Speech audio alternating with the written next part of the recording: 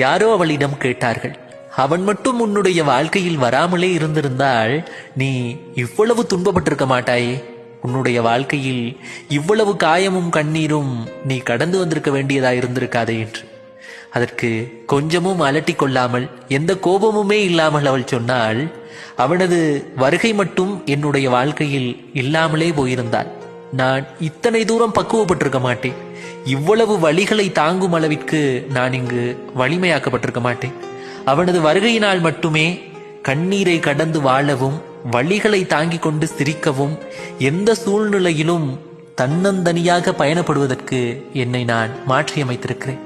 அவனது வருகையினால் மட்டுமே இத்தனைகளும் இங்கு சாத்தியப்பட்டது.